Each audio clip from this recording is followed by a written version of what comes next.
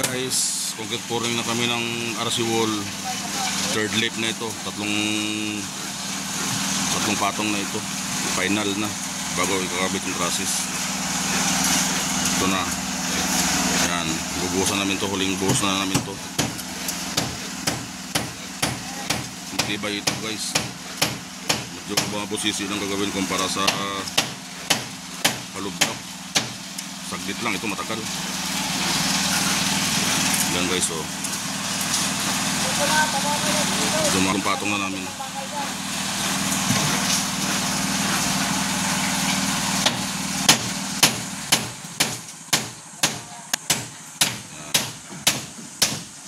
Tapos na namin ito, final.